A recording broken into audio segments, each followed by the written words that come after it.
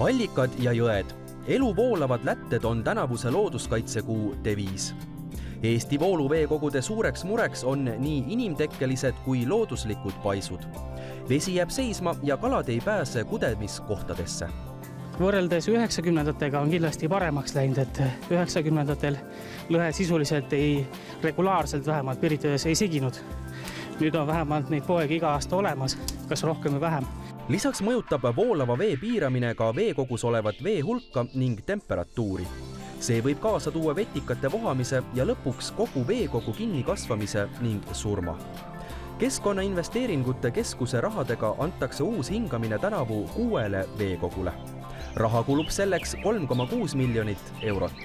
Ka riik on nüüd looduskaitsekuu pool saab rääkida, et siinsamas Pirita jõel on näiteks ühe vana paisu maha võtnud, mis takistas kalade rännet ja kindlasti see mõjutab seda kalade head seisundit.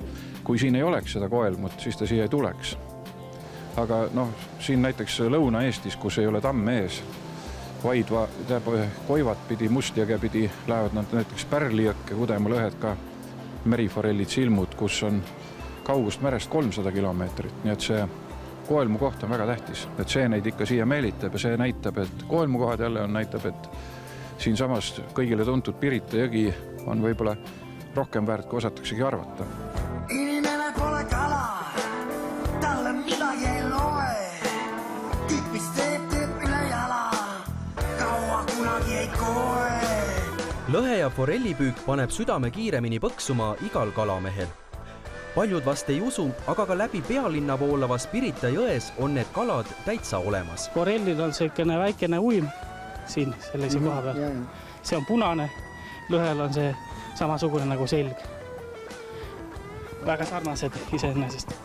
Aga miks nad niimoodi eredaks tõmbavad? Kiluga ühte värvi on see mingi kaitsevärk? Jah, et meres nad on pelaagilised kalad ja niimoodi on neil parem nähtamatuks jääda. Jões on nad jälle elavad madalatel kärestikel, kivide vahel ja siis seal tasub värviline olla.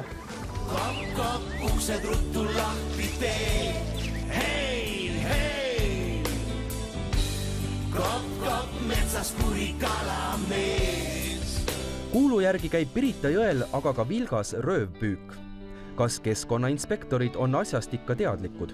Eks siin on probleeme, eriti palju vaeva on näinud Keskkonnainspektsioon, kes viimastel aastatel on siit samast sügavast jõosust hulgaliselt röövpüüdjate võrke välja võtnud.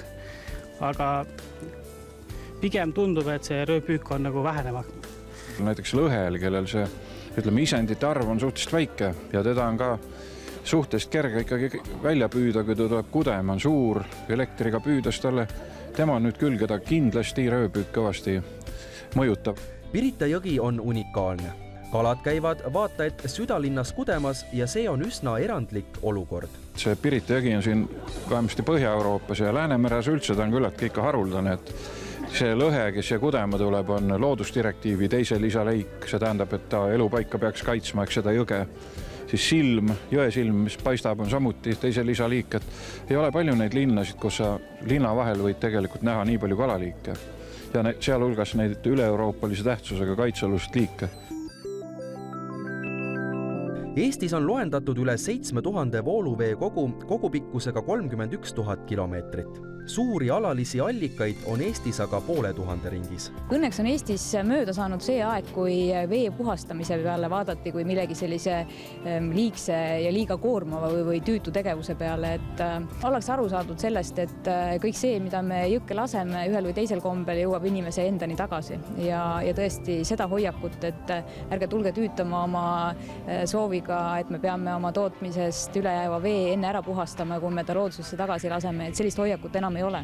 Ma olen seda võrdlust ikka kasutanud, et kui meie kõige uhkemad muuseumid ja uhkustavad külaliste arvuga seal, ma ei tea, aastas 100 000 või 50 000 või 10 000, siis Eestis näiteks 2010. aastal harrastuspüügi kalapüügiloa võttis välja umbes 300 000 inimest, aga nendest paljud käivad ka näiteks terve aasta, nii et hinnangulist miljon väga julgelt on neid, kelle see huvi või riigi poolt vaades avalik huvi on kalapüük, nii et seda ei tasu alahinnata.